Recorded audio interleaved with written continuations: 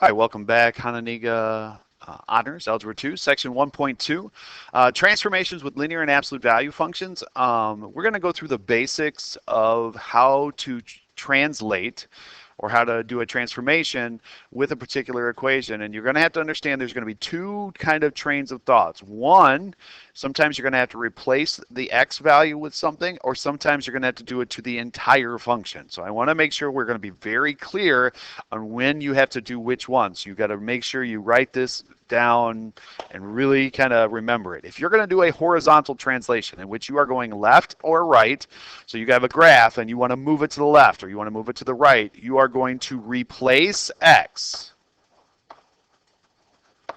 with either x minus a number if you are going to the right, and x plus the number if you're going to the left. So again, if you have a particular function and you want to translate it to the left or to the right, you are going to replace the x with either x minus the number if you're going to the right and x plus the number if you're going to the left. Vertical translations are a little bit easier. You take the entire function, so the entire function, whatever it is, and you're going to add a number if you want to go up, and you're going to subtract a number if you're going to go down. So it's a lot easier to do a vertical translation than it is to do a horizontal translation. So I have a function, f of x equal to 4x minus 9. I want to write the function g. So again, I'm writing a g function whose graph is a translation 5 units up. So if I want to go up, I want to add 5 to the entire function. So here's the function, 4x minus 9, and I want to add 5 to it. So if I want to add, then I can combine like terms. So if I want to take this function, 4x minus 9, and translate it 5 units up, the new function would be, a g of x function would be 4x minus 4. Write a function h whose graph is a translation 1 unit to the right. Okay, if I want to go to the right from the previous slide, I'm going to replace x with x minus 1 then, because I want to go to the right 1. So now notice that I've taken the function and in place of the x value I have put x minus 1. Now since it's linear, I want you to go ahead and simplify. So we're going to distribute and add like terms. So the new h of x function is, if I want to move this 1 unit to the right, the new function would be, h of x would be 4x minus 13.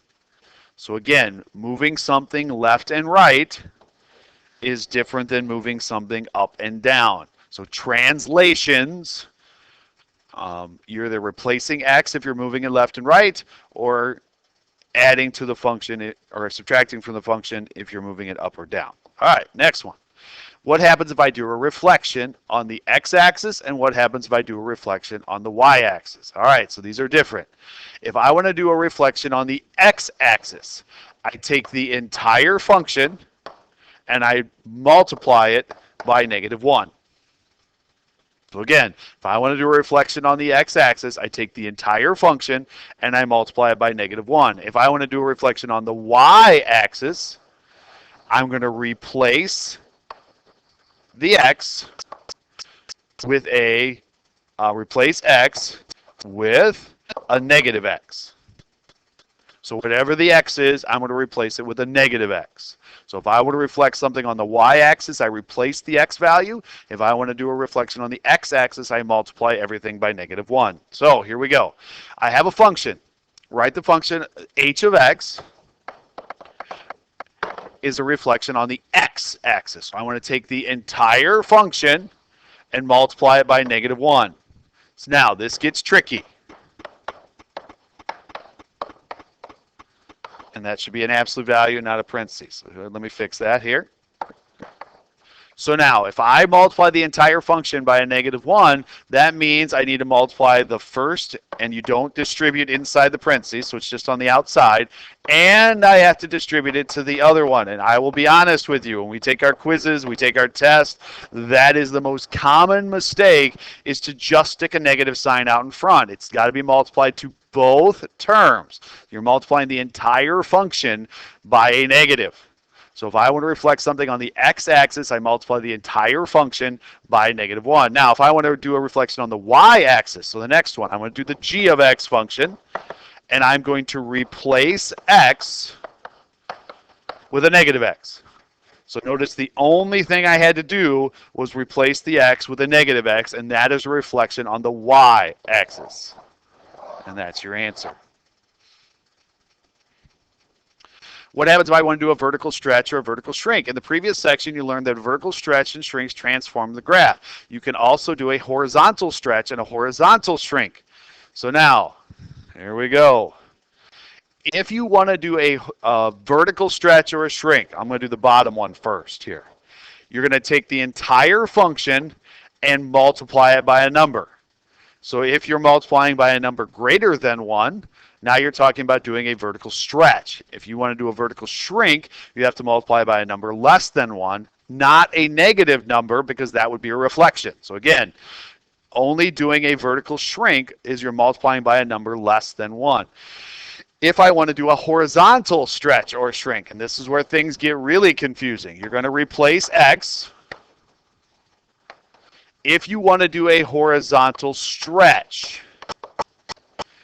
okay, you are going to multiply by the reciprocal of, and you're going to replace x. You're going to replace x.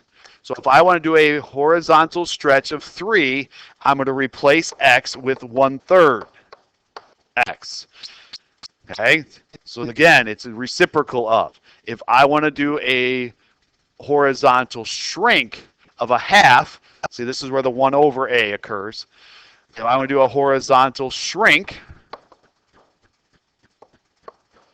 I'm going to replace x. Let's say I want to do a half, then I'm going to replace x with 2x. So again, depending on what kind of stretch or shrink, you're going to multiply by 1/a. All right, so here we go. This is going to be a little bit confusing. Write a function g with a horizontal stretch by a factor of 5. So I'm going to replace x with 1/5 x. Anytime you're doing a horizontal stretch or shrink, you're going to replace the x with the reciprocal of that value, x. Write a function whose graph is a vertical shrink by a factor of 0.25. So again, I'm going to write an h function. If you're doing a vertical stretch or a vertical shrink, you're going to take the entire function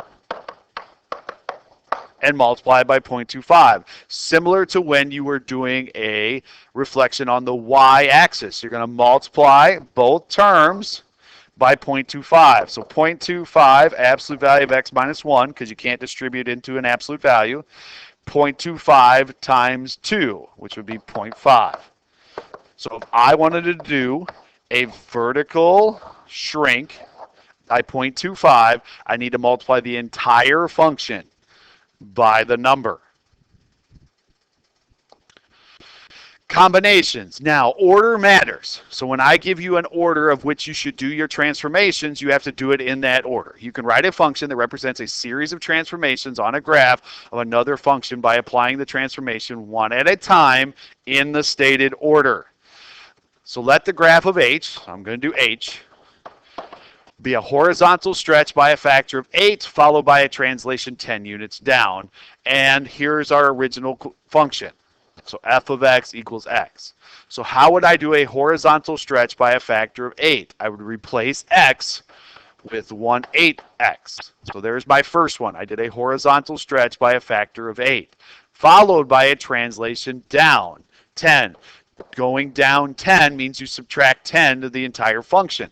There's no like terms, and so that's it. So that's a pretty easy function to do a translation of. Because it was just the parent function, I didn't really have to do that much work. Not everything is going to start off as the parent function. So here we go.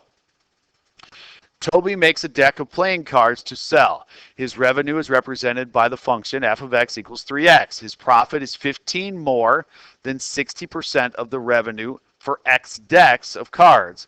What is the profit for 200 decks? So now, the revenue, the money you put in, is 3x. The profit, however, is 15 more than 60% of the revenue. So if I take 60% of the revenue and 15 more than that, this is what my profit function would be. So I did 60% of the revenue and 15 more than that. So what happens if I have 200 decks? Well, my revenue for 200 decks would be 600. And so 60% of 600 would be 360 plus $15. So I would expect a profit of $385. Your homework assignment is basically two parts here, and there's also an enrichment assignment here. So we got a worksheet 1.2, then we got a book assignment, and an enrichment worksheet. So this would be day one. I believe this is day one, and I believe this is day two. Don't quote me on that, but we will be letting you know what needs to be done in this particular section. So quite a bit of work to do.